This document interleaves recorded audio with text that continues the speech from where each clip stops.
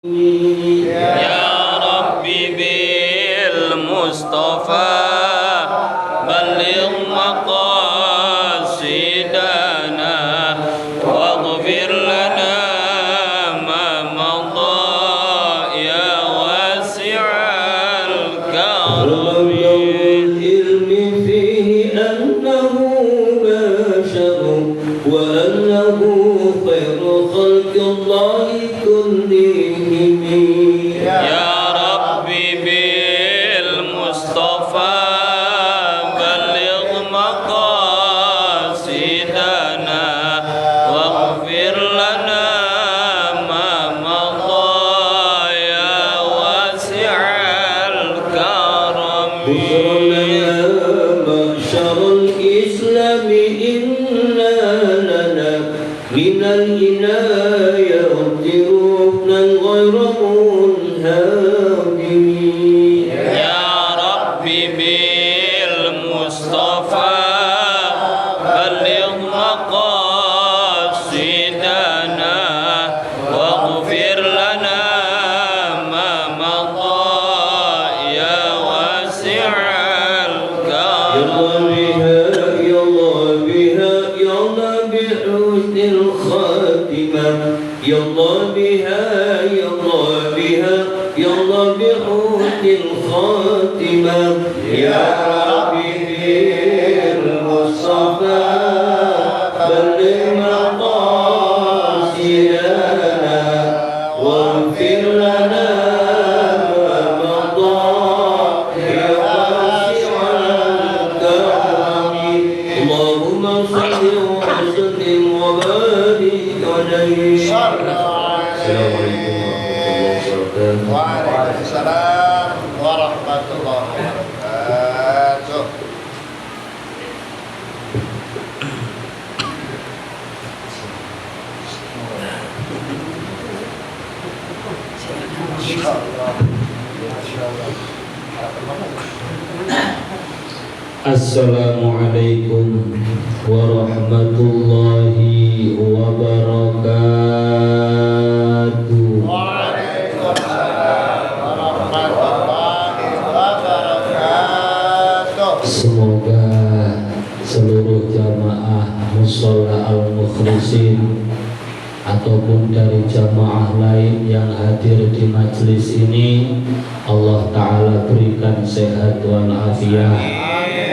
Keluarganya yang lagi kurang sehat, semoga diberikan sehat walafiat, panjang umurnya fi ta'atillah, rizkinya lancar melimpah barokah, anaknya sholih sholihah. Semoga bisa ziarah Makkah wal Madinah. Syukur-syukur anaknya mau nambah. Atau moga-moga anaknya bisa nambah nambah soleh keluarganya menjadi keluarga yang sakinah, mawaddah, warahmah, amin ya rabbal alamin. Alhamdulillah, alhamdulillahilladzi rafa'a ahla ta'atihi bifadlihi wa khafada ahlal ma'siyati wal ghaflati bi'adlihi. Wassalatu wassalamu ala rasulih Sayyidina Muhammadin wa ala alihi wa ashabihi, amma ba'du. Faqad qala Allah Ta'ala fi kitabihil karim, A'udzu billahi minasy syaithanir rajim. Bismillahirrahmanirrahim. Laqad kana lakum fi Rasulillahi uswatun hasanah liman kana yarjullaha wal yawmal akhir. Al-ayah wa qala an-nabiy sallallahu alaihi wasallam man 'azzama maulidi kuntu lahu syafi'an yaumal qiyamah. Sadaqallahul azim wa sadaqa rasuluhun nabiyul karim walhamdulillahi rabbil alamin. Hadratal mukarramin, para alim, para kiai, para ustadz, para sesepuh bin sepuh, para hujjaj, wabil khusus alhamdulillah guru-guru kita hadir. Di antaranya alhamdulillah hadir di antara kita Bapak Ustadz Sadar Adi, Bapak Ustadz Tohari, Bapak Ustadz Saiful, Bapak Ustadz Minin,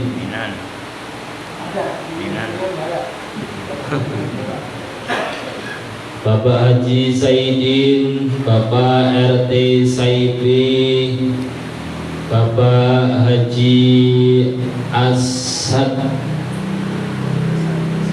Bapak Haji Ubay Saduni.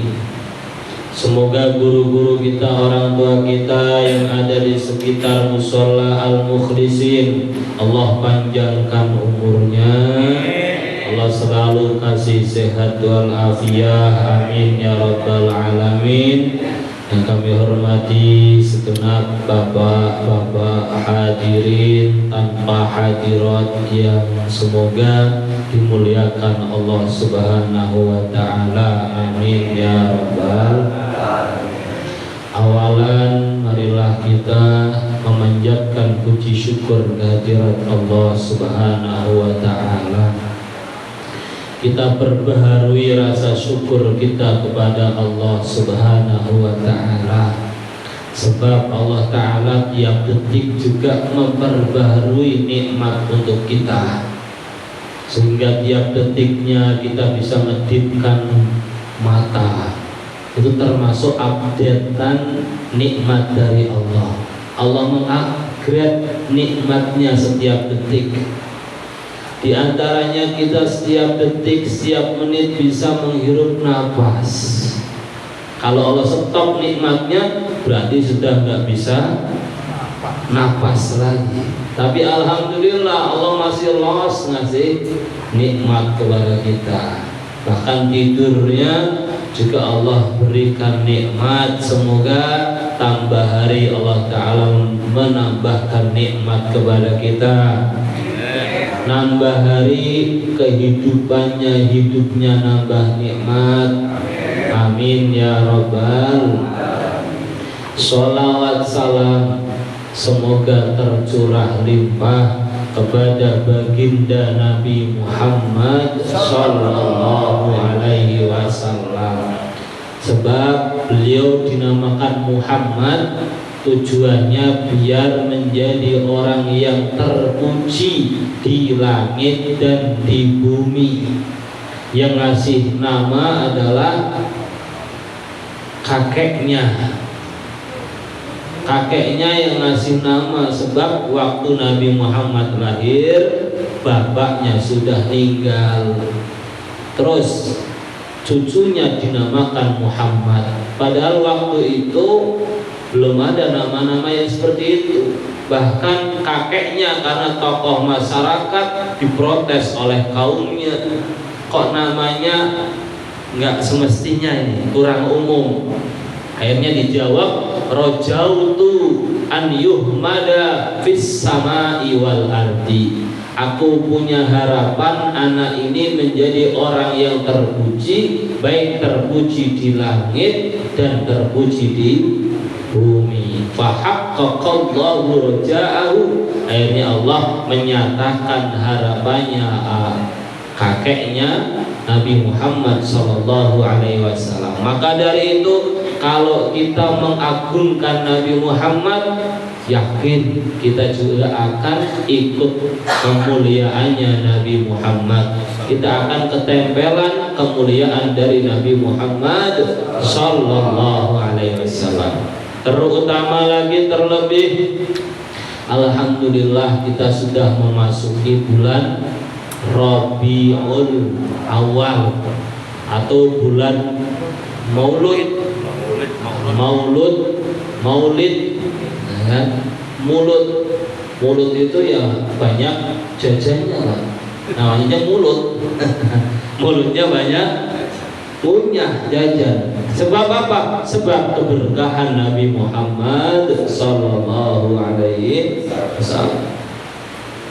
Di antaranya kata Nabi Muhammad, man a'dhama maulidi, siapapun orangnya yang mengagungkan hari lahirku, bulan kelahiranku.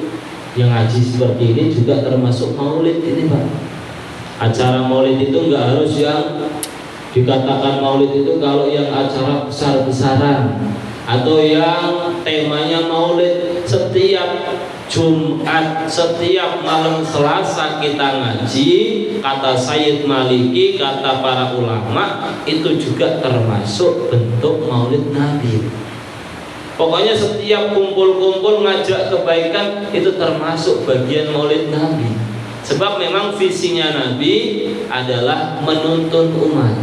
Visinya Nabi adalah da'iyan ilallah, mengajak orang-orang untuk kepada Allah Subhanahu wa ta'ala.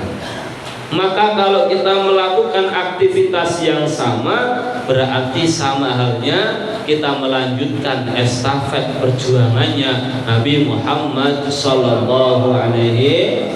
Kata Nabi Muhammad, man a'dhama maulidi, siapapun orangnya, dimanapun orangnya, kok mau mengagungkan hari lahirku, kuntu lahu syafi'an yaumal qiyamah.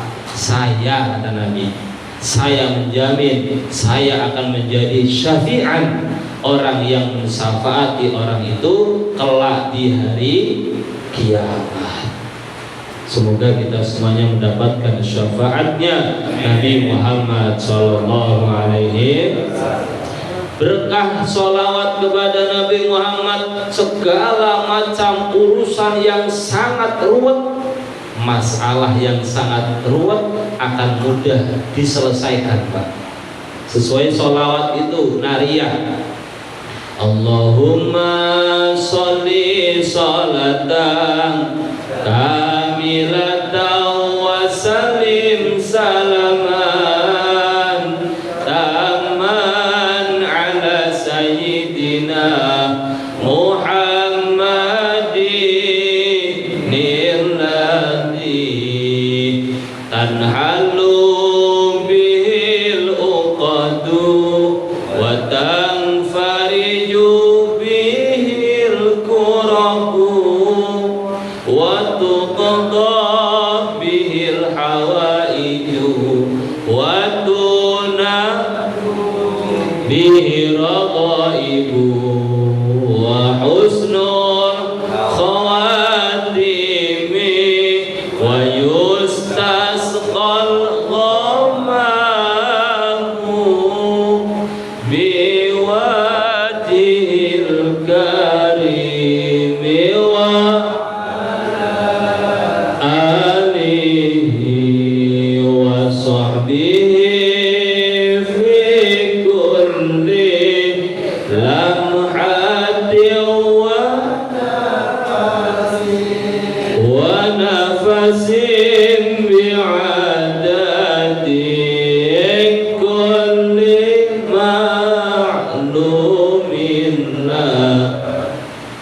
Ini sholawat ini sering dibaca nggak, Pak?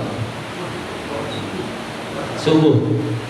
Nah, kalau nunggu imamnya datang, sholawat nariyah, itu sholawat yang lain. Ini kalau tahu maknanya luar biasa, Pak. tanhalu bihil uqad. Sebab Nabi Muhammad, sebab kita bersolawat kepada Nabi Muhammad, tanhalu akan menjadi pudar al uqad, layaknya benang yang sangat ruwet, masalah yang sangat ruwet akan gampang diurai kalau banyak sholawat. Tanhalu bihil uqad wa tanfariju bihil kurab. Sebab Nabi Muhammad, sebab kita sholawat kepada Nabi Muhammad, al-karbu kurab, kesusahan-kesusahan akan mudah hilang, galaunya cepat hilang. Watan fariju bihil wa tuqda bihil hawaij, segala hajat kita. Hajatnya apa Pak? Ingin beli motor nenek NMAX ya, ingin beli motor pecok ya kan. Itu kan hajat ya. Ingin buka toko hajat. Watan watuqdo bihil hawaid, segala macam hajat gampang terpenuhi lah. Watuqdo bihil hawaid watunalu, mudah diperoleh bihir raghaib. Raghaib itu segala hal yang kita senangi Pak. Wah, lagi seneng apa ini? Ya Allah, saya pingin motor Samurai. Motor apa? Pulang lagi. RX King misalnya. Lagi seneng-senengnya RX King, ya Allah. Kan ada bahasa kita kan, sholawatin aja, sholawatin. Ya wadunalu bihir raghaib. Kalau tadi hajat yang sangat kita butuhkan, kalau raghaib senengan itu belum tentu kita butuh, tapi senang, tapi gampang dapatnya.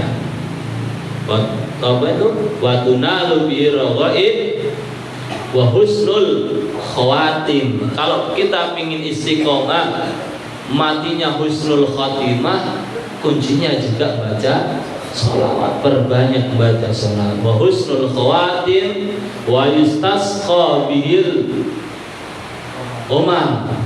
Ghamam itu mendung Pak.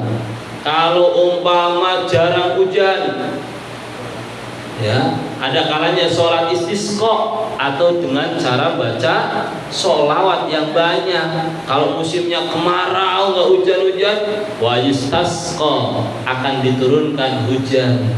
Al-ghamam, mendung. Wa yustasqa bil ghamamu wa tuqda bil hawaid wa tunalu bi raghaib wa husnul khawatim wa yustasqa bil ghamamu wa tunalu bil karim wa ala alihi wa sahbihi fi kulli lamhati wa nafasin bi adadin kullim ma'lumillah. Itu setiap hal yang kita tahu, setiap hal juga akan bersolawat kepada Nabi Muhammad sallallahu alaihi. Syaratnya solawatnya yang banyak dan istiqomah. Pertemuan kemarin sudah sedikit kita bahas terkait istiqomah gitu Pak ya. Orang kalau nyari istiqomah mesti akan muncul keramatnya. Tapi kalau orang yang nyarinya keramat, ya dia nggak bisa istiqomah. Tapi kalau orang istiqomah, otomatis kepepet yang muncul keramatnya Pak. Kalau orang nyari istiqomah, ya kalau orang nyarinya keramat, ya dapatnya satu keramat itu. Orang pengen hilang, bisa hilang, tapi nggak bisa balik lagi. Pingin terbang, bisa terbang, tapi nggak bisa turun lagi. Tapi kalau orang istiqomah, al istiqomatu khairum min alfi karomah. Istiqomah itu lebih utama daripada 1000 keramat. Berarti orang istiqomah bisa muncul 1000 keramatnya, 1000 keramat. Insya Allah, semoga Allah Ta'ala memudahkan kita untuk bisa istiqomah. Amin ya rabbal alamin. Itu yang susah kan? Itu memang Pak, istiqomah yang berat, kudu dipaksain. Maka doa biar istiqomah itu doanya pendek. Allahumma paksa. Allahumma paksa. Bismillahirrahmanirrahim. Nggak usah banyak mikir. Allahumma paksa. Ya, Allahumma faksa.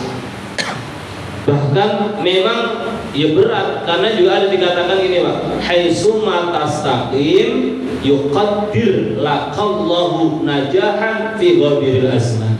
Kapanpun, dimanapun kamu bisa istiqomah, Allah akan pastikan kesuksesan di suatu waktu nanti, di suatu zaman nanti.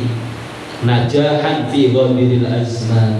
Maka kalau kita teliti orang-orang istiqomah, orang-orang sukses itu mesti punya keistiqomahan religius.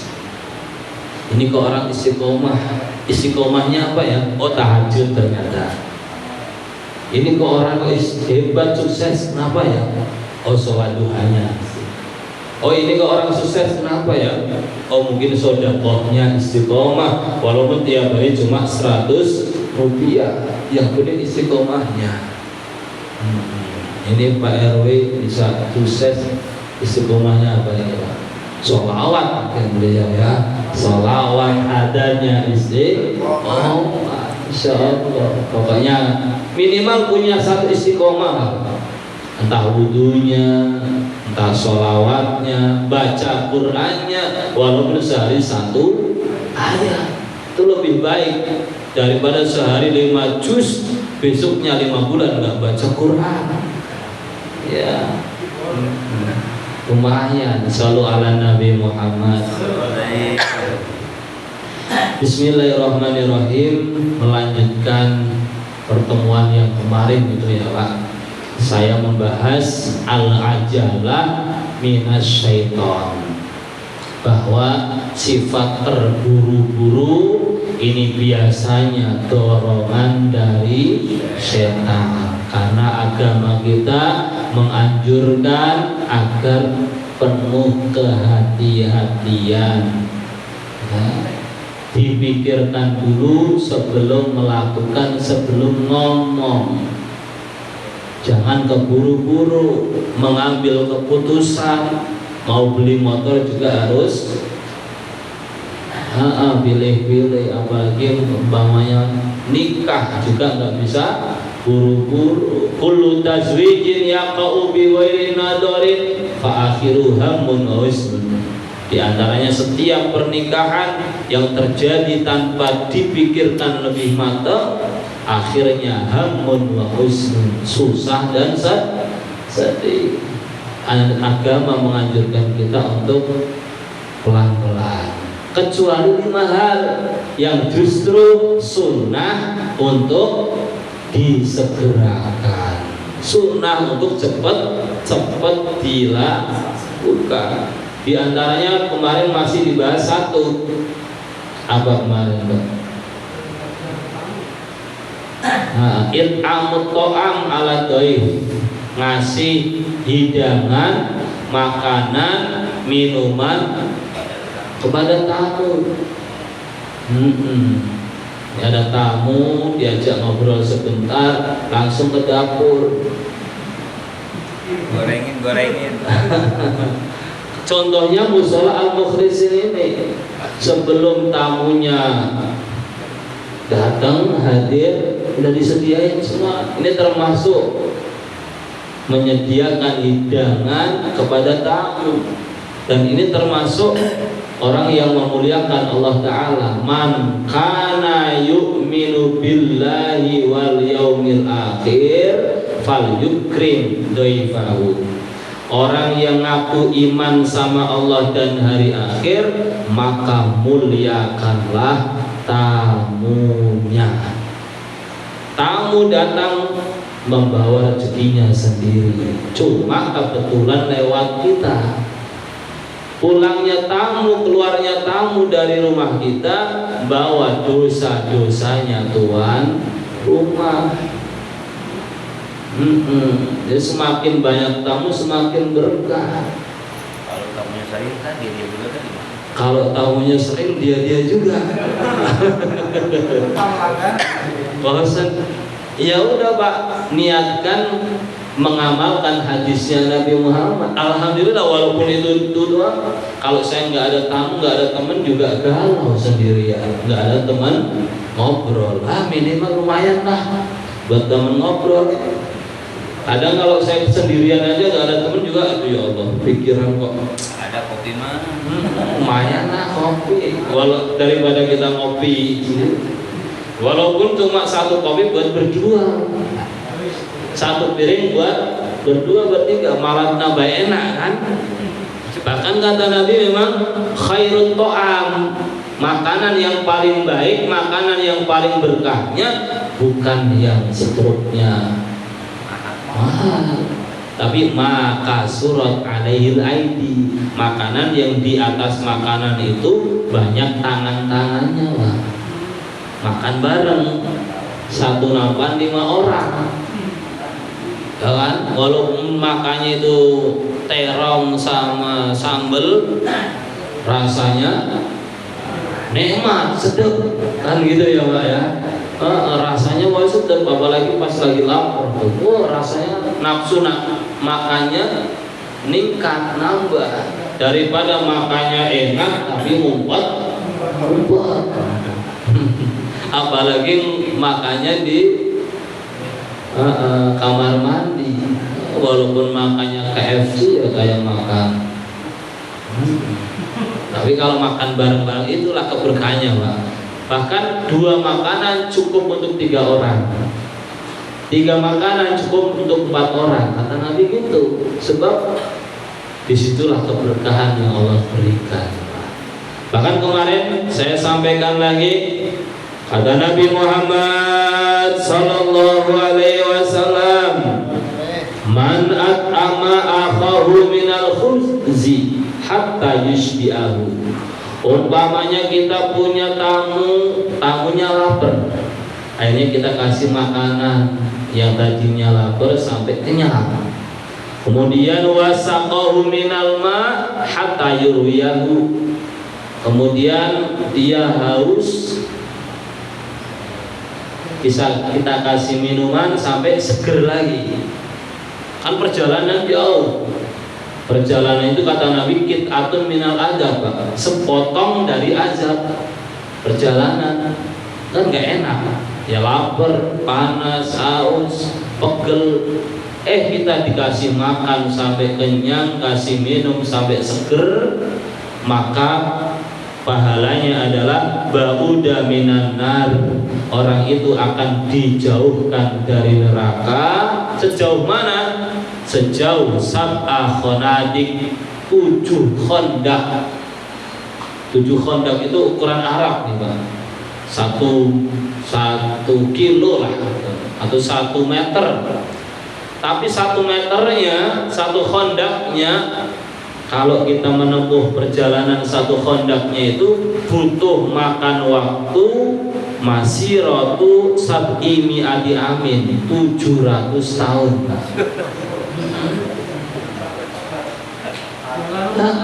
Dijauhkan dari neraka berapa Pak? 7 khondak. 1 khondaknya, ya ibaratnya nih, kita dari sini ke sana 1 khondak. Ini kalau kita jalan, ini butuh waktu 700 tahun. Kalikan 7, kan berarti kita jauh banget Pak dari neraka. Artinya itu poin pentingnya, kita sangat jauh dari neraka. Kalau jauh dari neraka berarti lebih dekat dengan surga. Kenapa kok hebat demikian? Karena idkhalus surur, membahagiakan orang lain. Gampang aja ya. Gampang. Yang sulit apanya? Melaksanakan. Yang sulit melaksanakannya. Ya udah, ntar saya praktekin. Kalau Pak RW main ke saya usahakan. Insya Allah saya nyari paling sulit sekali. Iya. Bahkan kemarin kan sunahnya menghidangkan itu sesuai kesenangan tamunya.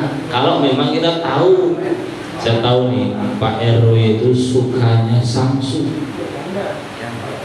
yang hitam. Ya udah saya belikan itu. Atau saya tahu nih Pak RW itu sukanya durian yang mantap, ada durian yang mantap ada. Maka usaha saya juga durian. Aduh, tanggal tua nggak mampu beli durian, yang minimal sop durian 1 mangkok. Sop duren nggak mampu minimal jus duren. Nah, jus duren 5.000. Anu lah ini uangnya tinggal 3.000. Roti isi selai duren. Selai duren nggak mampu. Mari mas rasa duren. Mari mas nggak mampu lagi, minimal permen rasa duren. Ada aja. Sambil dimakani Pak ya. Itu Masya Allah. Tapi bima la yutakalafu juga, dengan sesuatu yang tidak memberatkan tuan rumah. Ya artinya tadi nggak perlu sampai utang. Kalau memang bisa beli durennya ya duren, kalau enggak ya rasa duren pokoknya lah, ada duren-duren. Shallu ala Nabi Muhammad. Yang kedua sekarang kata Nabi Muhammad, sesuatu yang termasuk sunnah disegerakan adalah tadhizul mayyit idza mata. Kalau jelas-jelas ada orang sudah meninggal, udah jelas Pak ya, jangan belum jelas. Bahaya. Udah jelas orang meninggal berarti apa? Denyut nadinya biasanya Pak ya, atau jantungnya sudah enggak berdetak. Ini berarti udah jelas meninggal, cepat-cepat diurusi. Artinya diurusi gimana? Bil husli. Udah jelas meninggal langsung GPR. Gak pakai lama, dimandikan, dikafani, disolati, kalau bisa lagi cepet-cepet dikuburkan. Nah kalau nunggu gimana Ustaz? Nunggu ya nggak masalah, tapi jangan terlalu lama. Jangan biarkan nunggu mayat nunggu 2 hari, 3 hari, kasihan. Iya, mayatnya kan pingin cepat masuk kubur Pak. Ya Allah, di kuburan saya mau dapat nikmat kubur ini. Wah, kalau bisa lari sendiri itu Pak. Iya, sayang kan udah nggak bisa lari itu. Kalau mayatnya baik, pingin cepat-cepat masuk kubur. Nah kalau mayatnya kurang baik, juga kurang baik kita biarkan lama-lama. Jangan kelamaan. Iya Pak ya. Cepat-cepat dimandikan, dikafani, disolati. Nabi Muhammad mengatakan inna awwala ma yujazil mu'min ba'da mautihi ayyughfira li jami'i man tabi'a janazatahu. Jadi awal kali yang akan Allah balas setelah mengiring jenazah, ada orang meninggal, kita ikut memandikan atau kita ikut ngiring jenazah, ikut sholatin, maka yang pertama kali Allah berikan adalah, Allah balas adalah mengampuni orang-orang yang ikut ngiring jenazah. Jadi keuntungan kita ngiring jenazah, kita juga dapat ampunan dari Allah Ta'ala. Dan semakin banyak yang ngiring jenazah juga akan memperingan siksaan kubur, dosanya mayit. Apalagi yang ngiring jenazah 100 orang Pak.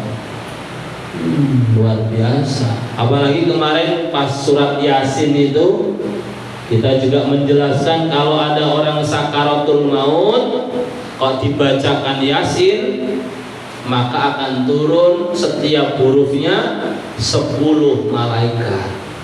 Tinggal dikali aja Yasin itu jumlah hurufnya berapa.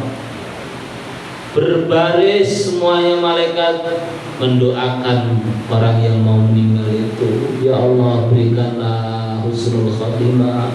Ya Allah, ampunilah orang yang mau mati ini. Sebab orang mau mati godaannya banyak.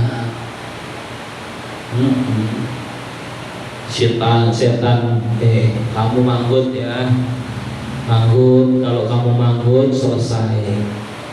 Isyarat manggut, manut sama setan. Makanya kita perlu mendoakan. Kalau ada orang mau mati, jangan malah bingung, jangan malah teriak-teriak nangis, tapi ngambil Al-Quran pada baca surah Yasin. Ketika ada orang meninggal, cepat-cepat diurusi, termasuk sunnahnya baginda Nabi Muhammad Sallallahu Alaihi Wasallam. Bahkan Nabi Muhammad juga mengatakan, idza mata rajul min ahlil jannah. Ini kalau ada orang meninggal, yang meninggal itu min ahlil jannah, orang-orang calon penghuni surga, orang-orang soleh, orang-orang soleh yang biasa sholat jamaah, yang biasa istiqomah rutinan malam Selasa, insya Allah min ahlil jannah.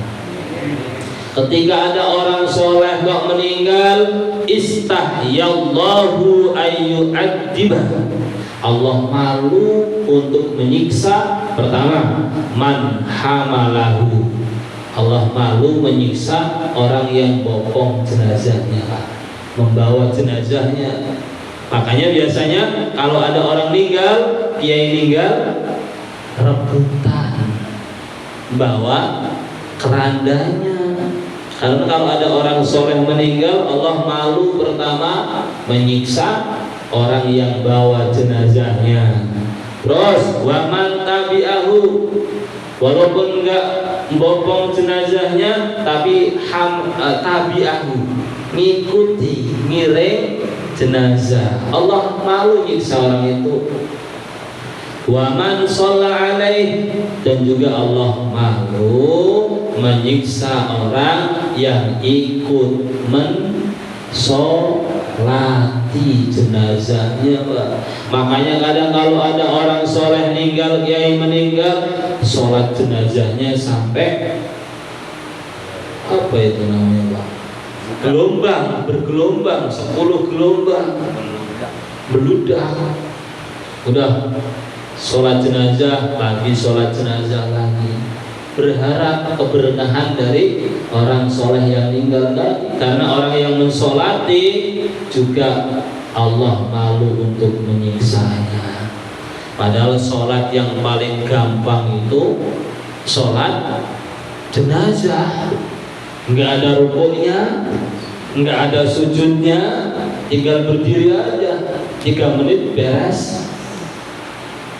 Tinggal Allahu Akbar, pertama Fatihah, Allahu Akbar, Allahumma sholli ala Muhammad wa ala ali Sayyidina, atau pendeknya bisa Allahumma sholli ala Muhammad, Allahu Akbar, Allahumma ighfir lahu warhamhu wa'afihi wa'fu anhu.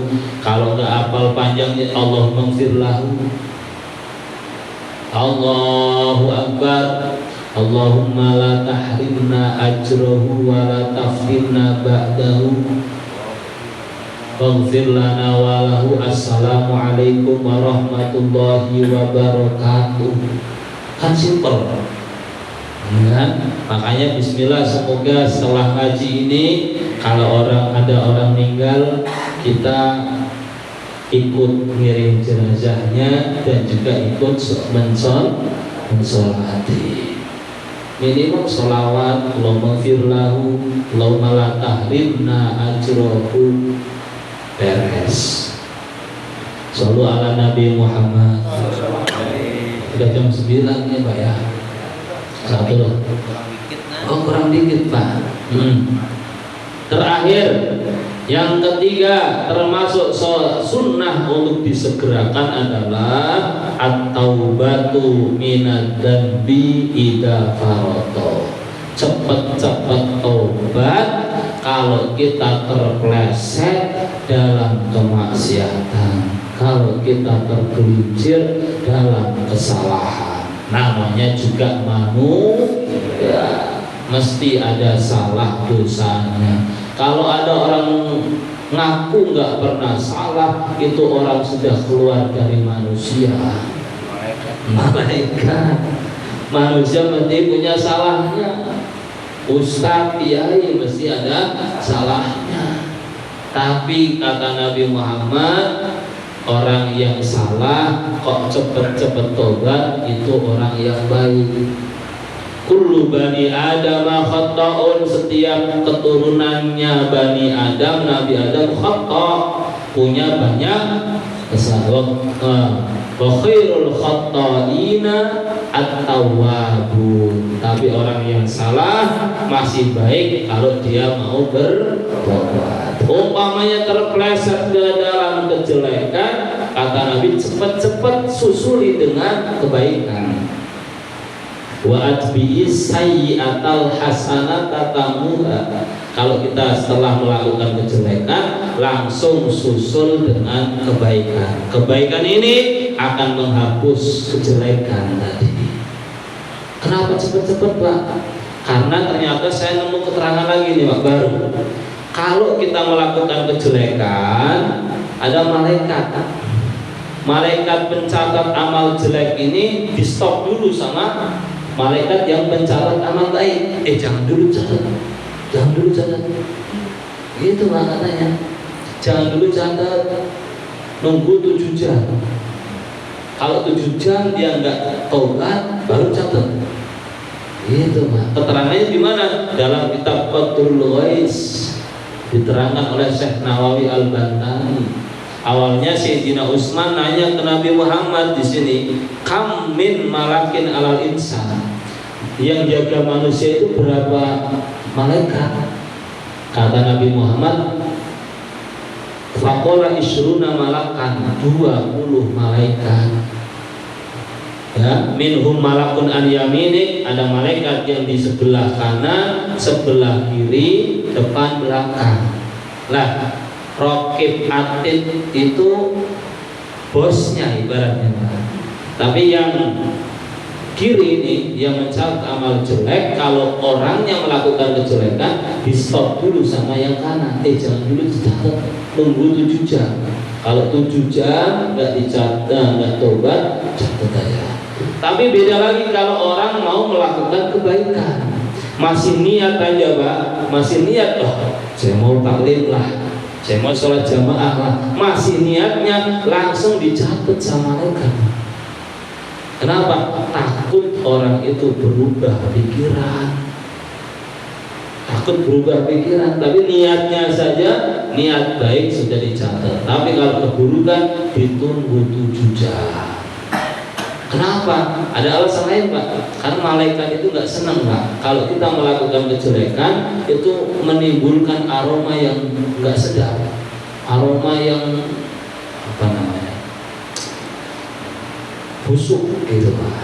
Nah biar nggak busuk, ya dikasih peluang waktu biar bertobat. Semoga Allah Subhanahu wa Ta'ala memudahkan kita untuk beramal soleh, dan sebelum mati nanti kita bisa bertobat kepada Allah Ta'ala dengan taubatan nasuha. Amin ya rabbal. Dari awal sampai akhir banyak kata-kata yang kurang berkenan di Bapak semuanya, saya mohon maaf. Akhirul kalam, wallahul muwaffiq ila aqwamit thoriq. Assalamualaikum warahmatullahi wabarakatuh. Waalaikumsalam.